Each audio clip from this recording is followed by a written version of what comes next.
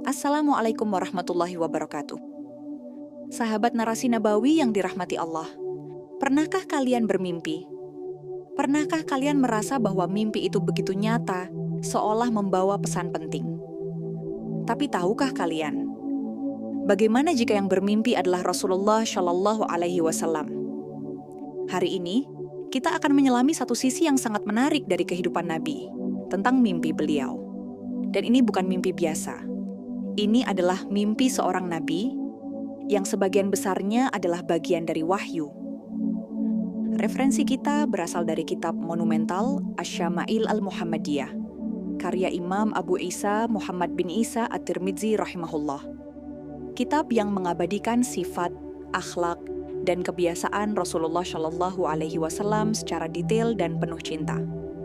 Dalam Asy-Syama'il, Imam At-Tirmidzi meriwayatkan dari Anas bin Malik radhiyallahu anhu bahwa Rasulullah Shallallahu Alaihi Wasallam bersabda, "Mimpi seorang mukmin adalah bagian dari 46 bagian kenabian." Hadis riwayat Imam At-Tirmidzi.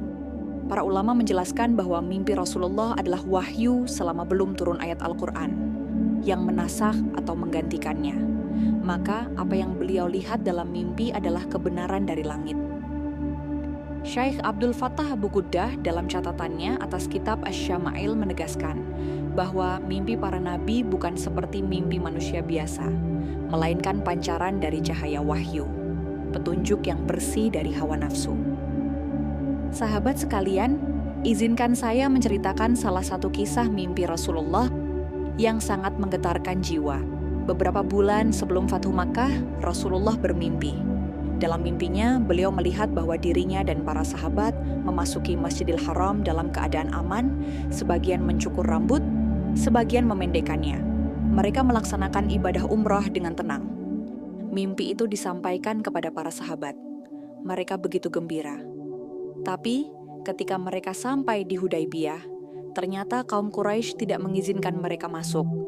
Justru mereka ditahan. Lalu terjadilah perjanjian Hudaybiyah yang isinya tampak merugikan kaum muslimin. Sebagian sahabat kecewa. Mereka bertanya, "Bukankah engkau berkata bahwa kita akan masuk Mekah?" Lalu Rasulullah menjawab, "Apakah aku pernah berkata bahwa itu akan terjadi tahun ini?" Hadis riwayat Imam Al-Bukhari. Subhanallah, jawaban yang begitu bijak. Dan terbukti, setahun setelah itu, mimpi Nabi benar-benar menjadi nyata. Mereka masuk Makkah, menunaikan umrah, dan akhirnya membuka kota itu tanpa peperangan. Mimpi juga menjadi awalan dari wahyu. Dalam hadis panjang yang diriwayatkan oleh Aisyah radhiyallahu anha, awal turunnya wahyu kepada Rasulullah adalah mimpi yang benar dalam tidur. Setiap kali beliau bermimpi, tampak seperti cahaya pagi. Hadis riwayat Imam Al-Bukhari dan Muslim. Mimpi beliau adalah penanda awal perjalanan kenabian. Dan ini bukan kebetulan. Ini adalah tanda bahwa alam ruhani telah terbuka untuk seorang manusia pilihan, yaitu Muhammad Shallallahu Alaihi Wasallam. Para ulama seperti Imam Ibnu Hajar Al-Asqalani, Imam Nawawi, dan Al-Qadi Iyad sepakat bahwa tidak mungkin mimpi seorang nabi keliru atau bercampur bisikan setan. Mimpi Rasulullah memiliki fungsi: 1. Memberi kabar gembira, seperti mimpi kemenangan Islam. 2. Menjadi arahan strategis, seperti mimpi tentang lokasi perang Badar. 3. Menjadi wahyu langsung, seperti mimpi tentang tata cara ibadah. Dalam hadis lain, Rasulullah bersabda, "Tidak tersisa dari kenabian kecuali mubasyirat," kabar gembira. Sahabat bertanya, "Apa itu mubasyirat?" Beliau menjawab, "Mimpi yang benar yang dilihat seorang mukmin atau dilihatkan padanya." Hadis riwayat Imam Al-Bukhari. Mimpi yang benar bisa menjadi isyarat, petunjuk, bahkan hiburan dari Allah untuk umat Nabi Muhammad. Tapi perlu dibedakan, mimpi kita tidak bisa dijadikan dalil hukum, sementara mimpi Nabi bisa karena statusnya sebagai wahyu. Imam Ibnu Qayyim Al-Jauziyah berkata, "Tidak ada perbedaan antara wahyu yang didengar langsung dari malaikat dengan wahyu dalam mimpi bagi para nabi. Keduanya sama dalam kebenaran." Imam Al-Qurtubi menyatakan, Mimpi Nabi adalah bentuk wahyu yang hanya diberikan kepada para nabi dan tidak dimiliki oleh siapapun setelah mereka. Imam As-Suyuti menulis dalam Al-Khasais, bahkan setelah wafat Nabi tetap bisa terlihat dalam mimpi orang-orang saleh. Dan itu adalah bentuk keistimewaan yang Allah berikan kepada beliau. Dan ada satu kisah yang begitu sederhana, tapi menusuk ke dalam hati. Suatu malam Aisyah radhiyallahu anha bangun dan tak menemukan Rasulullah di sampingnya. Ia mencarinya. Dan ternyata Rasulullah sedang sujud lama sekali. Dalam sujudnya, beliau menangis. Aisyah yang melihatnya ikut tersentuh. Lalu setelah sholat ia bertanya, "Wahai Rasulullah, bukankah Allah telah mengampuni dosamu yang lalu maupun yang akan datang?" Lalu apa jawab Rasulullah Shallallahu Alaihi Wasallam? "Afala akunu abdan syakura."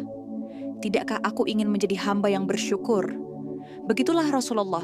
Walaupun dijamin surga, beliau tetap berpuasa, tetap menangis dalam sujud, tetap merasa kecil di hadapan Rabb-Nya. Puasa bagi beliau bukan sekadar menahan lapar, tapi puasa adalah ruang sunyi untuk berdialog dengan Allah. Puasa adalah tanda syukur yang mendalam.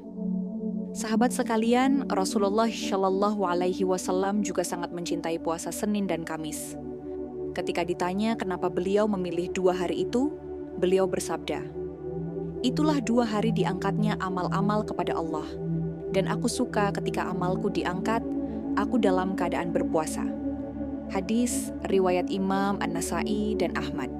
Ini menunjukkan betapa istimewanya puasa di hadapan Allah. Betapa Rasulullah ingin setiap amalnya sampai kepada langit dalam keadaan sedang menahan lapar. Tapi hatinya kenyang oleh cinta dan rindu kepada Allah. Dan satu kisah lagi, sahabat sekalian.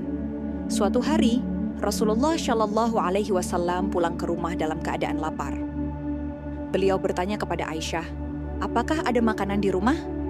Aisyah menjawab, "Tidak ada, wahai Rasulullah." Apa yang dilakukan Nabi? Beliau hanya tersenyum dan berkata, "Kalau begitu, aku akan berpuasa hari ini." Subhanallah, lapar bukan menjadi keluhan bagi Rasulullah, tapi justru menjadi jalan untuk mendekat kepada Rabb-Nya.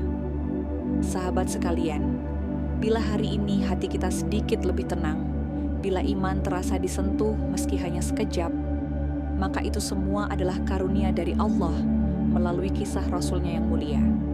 Jika kisah ini memberi manfaat, mohon luangkan waktu sejenak untuk menekan tombol like sebagai tanda cinta kita pada ilmu dan sunnah Rasulullah Shallallahu Alaihi Wasallam. Jangan ragu untuk membagikannya, share kepada keluarga, teman, dan sahabat. Barangkali hidayah datang lewat jari kita. Dan bagi yang belum, silakan subscribe channel Narasi Nabawi, agar kita bisa terus membersamai perjalanan iman ini.